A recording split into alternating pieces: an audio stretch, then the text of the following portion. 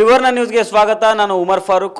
ನಿನ್ನೆ ಧರ್ಮಸ್ಥಳದಲ್ಲಿ 11ನೇ ಪಾಯಿಂಟನ್ನು ಅಗಿಯಬೇಕಾಗಿತ್ತು. ಆದರೆ ಆ ಅನಾಮಿಕ ವ್ಯಕ್ತಿ 11ನೇ ಪಾಯಿಂಟ್ ಬದಲಿಗೆ ಸ್ವಲ್ಪ ಮೇಲ್ಭಾಗಕ್ಕೆ ಕರ್ಕೊಂಡೋಗಿ, ಅಂದರೆ ಅದರ ಆಸುಪಾಸು ಸುತ್ತಮುತ್ತ ಇರುವಂಥ ಪ್ರದೇಶಕ್ಕೆ ಕರ್ಕೊಂಡೋಗಿ ಅಲ್ಲಿ ತೋಡಿ ಅಂತ ಒಂದು ವಿನಂತಿಯನ್ನು ಮಾಡಿಕೊಂಡಿದ್ದ. ಅದಕ್ಕೆ ಅಲ್ಲಿದ್ದ ಅಧಿಕಾರಿಗಳು, ಪೊಲೀಸ್ ಅಧಿಕಾರಿಗಳು ಸ್ಪಂದಿಸಿದ್ರು.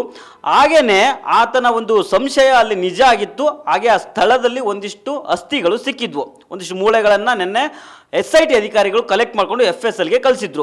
ಈ ಬೆನ್ನಲ್ಲೇ ನಮ್ಮ ಕರ್ನಾಟಕದ ಮೇನ್ ಸ್ಟ್ರೀಮ್ ಮೀಡಿಯಾಗಳಲ್ಲಿ ಏನು ಸುದ್ದಿ ಆಯಿತು ಅಂದರೆ, ಅಲ್ಲಿ ನಿನ್ನೆ ಸಿಕ್ಕಿರುವಂಥ ಮೂಳೆಗಳು ಕೇವಲ 8-9 ತಿಂಗಳು ಹಿಂದೆ ಅಂತ ಕೆಲವೊಂದು ಮೀಡಿಯಾಗಳು ವರದಿ ಮಾಡಿದ್ವು. ಇನ್ನು ಕೆಲವು ಮಾಧ್ಯಮಗಳು ಏನಂತಂದರೆ ಇಲ್ಲ, ಒಂದು 2 ವರ್ಷ ಹಿಂದಿನದ ಮೂಳೆಗಳು ಅಂತ ವರದಿ ಮಾಡಿದ್ವು. ಏನೋ ಅನೇಕ ರೀತಿಯ ಸುದ್ದಿಗಳು ನಿನ್ನೆ ಹರಿದಾಡಿದ್ವು. ಆದರೆ ಇವತ್ತು ಅದೆಲ್ಲವನ್ನು SIT ಮೂಲಗಳು ಅಲ್ಲಗಳೆದಿದ್ದಾವೆ.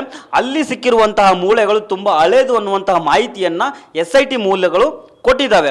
ಯಾಕಂತಂದರೆ ಭೀಮ ಅನ್ನುವ ವ್ಯಕ್ತಿ ತಾನು ಮೊದಲ ಬಾರಿಗೆ ಬೆಳ್ತಂಗಡಿ ಪೊಲೀಸ್ ಸ್ಟೇಷನ್ಗೆ ಬಂದು ಒಂದು ಕಂಪ್ಲೇಂಟನ್ನು ಕೊಟ್ಟು, ಆಮೇಲೆ ಬೆಳ್ತಂಗಡಿ ಕೋರ್ಟಲ್ಲಿ 164 ಸ್ಟೇಟ್ಮೆಂಟನ್ನು ಮಾಡುವಾಗ, ಇದಾದಮೇಲೆ ಆತ ಹೇಳ್ಕೊಂಡಿದ್ದೇನು ಅಂತಂದರೆ, ನಾನು ಸುಮಾರು 1995ರಿಂದ 2014ರವರೆಗೆ ನಾನು ಧರ್ಮಸ್ಥಳದಲ್ಲಿ ಒಬ್ಬ ನೌಕರನಾಗಿ, ಸ್ವಚ್ಛತಾ ಕಾರ್ಮಿಕನಾಗಿ ಕೆಲಸ ಮಾಡ್ತಾ ಇದ್ದೆ. ಈ ಸಂದರ್ಭದಲ್ಲಿ ಸುಮಾರು 100ಕ್ಕಿಂತ ಹೆಚ್ಚು ಹೆಣಗಳನ್ನು ನಾನು ಅಲ್ಲಿ ಅಕ್ರಮವಾಗಿ ಹೂತು ಹಾಕಿದ್ದೇನೆ ಅಂತ ಹೇಳ್ಕೊಂಡಿದ್ದ. ಅಂದರೆ 2014ಕ್ಕಿಂತ ಮೊದಲು. ಅವನು ಕೆಲಸ ಬಿಟ್ಟಿದ್ದೆ 10-12 ವರ್ಷ ಅಂದಮೇಲೆ ಅದಕ್ಕಿಂತ ಮೊದಲು ಹೂತು ಹಾಕಿರುವಂಥ ಹೆಣಗಳನ್ನು, ಅಂದರೆ ಒಂದು ಸುಮಾರು 10 ವರ್ಷನೋ 15 ವರ್ಷನೋ 20 ವರ್ಷದ ಹಳೆದಂಥ ಶವಗಳು ಇವಾಗ ಭೀಮನ ಸಂಶಯದ ಪ್ರಕಾರ ಸಿಗಬೇಕಾಗುತ್ತೆ. ಆದರೆ ಮಾಧ್ಯಮಗಳಲ್ಲಿ ವರದಿಯಾಗಿದ್ದು ಏನಂತಂದರೆ 8-9 ತಿಂಗಳ ಹಿಂದೆ ಉಳ್ಳಾಗಿರುವಂಥ ಅನ್ನುವಂಥ ಮಾಹಿತಿ ಬಂತು.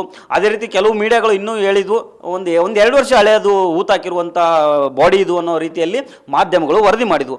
ಹೀಗಾಗಿ ಈ ಸಂದರ್ಭದಲ್ಲಿ SIT ಮೂಲಗಳು ಅದನ್ನು ಮಾಧ್ಯಮಗಳಲ್ಲಿ ಸುಳ್ಳು ಸುದ್ದಿಗಳನ್ನು ಹರಳಲಾಗ್ತಾ ಇದೆ. ಹೀಗಾಗಿ ಆ ಕಪೋಲ ಕಲ್ಪಿತ ಸುದ್ದಿಗಳನ್ನು ದಯವಿಟ್ಟು ನಂಬೇಡಿ ಅಂತ SIT ಮೂಲಗಳು ತಿಳಿಸಿದ್ದಾವೆ.